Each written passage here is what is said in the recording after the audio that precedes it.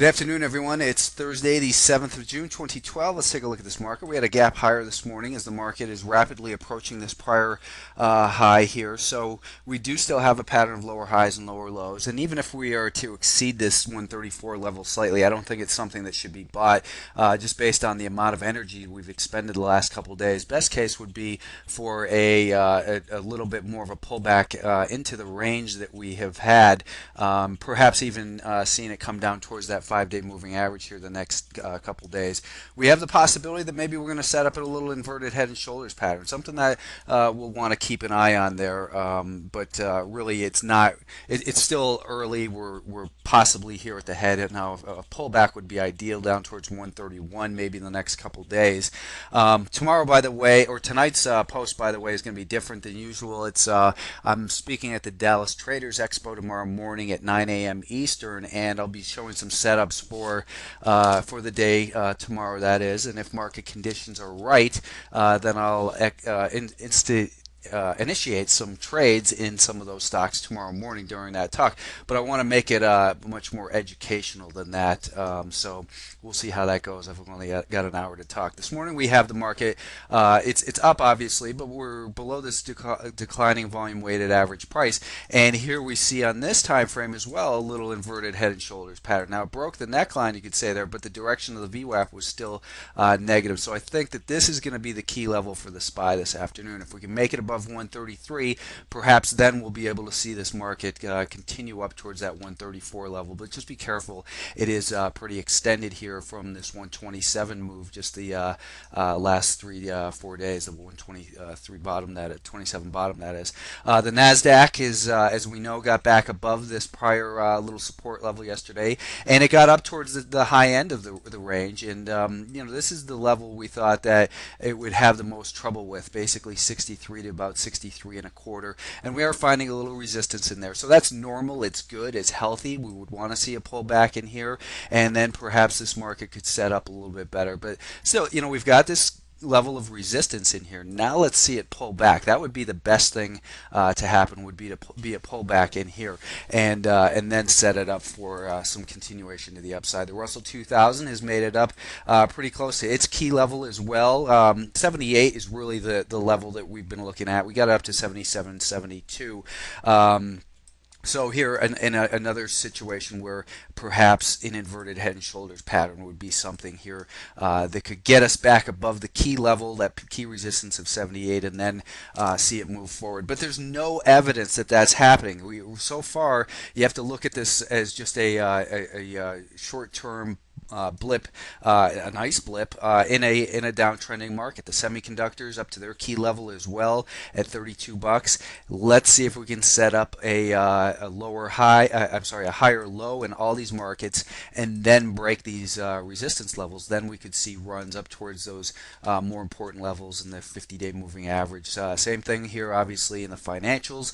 They're right up to their key level that we've been talking about, the high end of the range, that 1425 level. So we had a breakdown, now up to the 1425 where we've seen resistance. A pullback down towards this rising 5-day moving average the next few days would be really ideal for a situation where we could possibly break above that resistance, and then test the 50-day moving average. Amazon, it gapped up here. We've been talking about the higher low, and it's just been a nice pattern of higher lows and higher highs. Unfortunately, both the last 2 days you had to basically own it to be in it. CIGX came up to that 390, 392 level. It didn't have the energy to push through it. It's still worth keeping an eye on. The daily chart looks very healthy here, and on that 10-minute time frame, if we do get involved above the high of the days, I think your stop goes about $3.75.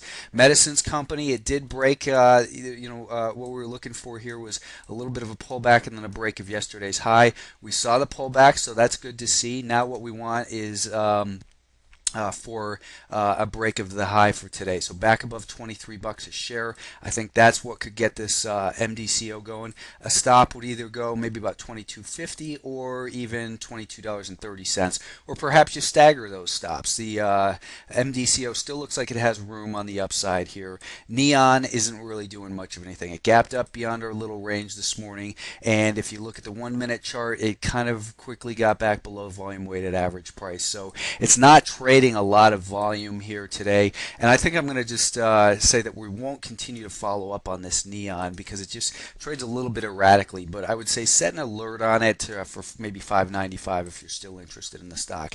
NetEase, we were looking for a little bit of a pullback down towards what would be the 2-day volume weighted average price in the morning, but we're getting that now. So I would keep an eye on NetEase, and if it can get above this afternoon's consolidation high of about $64.15, and that's about where we have the volume weighted average price as well. So maybe that, I guess this is about 64.15ish. Back above 64.15, I think you could probably buy the stop with a stop below whatever this little pullback low ends up being. So it gapped up, it's closed that gap. Now if it can recover and continue to move higher, then I think you've got some upside left in there. Nuvasiv gapped above yesterday's high, little afternoon level, and I think now back again above today's high on this one as well, $20.64. It's got a good looking weekly chart, the 10-minute time frame. It's in a tight consolidation. So, maybe this morning's high to $20.70. This morning's high was 64 cents. So I'd set an alert, I guess, at $20.62 right now just to keep an eye on it. SFL still looking good. It's pulled back. It's holding above. What we were looking for was a little bit more of a pullback down towards the rising 5-day moving average, and then to buy some strength. Well, we're back above the volume weighted average price in here. It hasn't traded a whole lot of shares today, only 154,000 shares. So if you do decide to get involved, I think you could buy it in this area with a stop just below today's low, probably, so about $15.70. The daily chart still, it's got some room to at least test these recent highs, I think, and that one's still looking decent. Vico gapped up and failed. So again, we don't want to chase these stocks on those gaps higher in the morning. We want to monitor them, see if they can consolidate, get back above the VWAP, and then if you purchase it on such a move like this, then what we want to do is set our alert or stop rather just underneath the low of the day at that point. Vico didn't give us an entry, so I'd say scratch that one off the list. It doesn't really look good. The best stock for today of our setups was VHC, and I had mentioned that in chat earlier this morning that I was watching it here for a move back above the high of the day of 33.40, I believe it was. Well, it took off from there. I guess we weren't the only ones watching it, and it took off very nicely. Ran right past that daily R2 and had a point and a quarter move really quickly. Pulled back down to volume weighted average price. Now, if you're in the stock from about this 33.30 and you didn't take some profit off there, reconsider what you're doing and maybe take a little bit off. Anytime you get one of those real sharp moves, you just feed a little bit out and then raise your stop. It leaves you with a nice cushion. They typically don't go another point, 2 points, whatever. Now I think your worst case stop on any balance should probably be at about $33.72. I will post the link to the webinar tomorrow, which will be webcast live, and hope you guys can make it.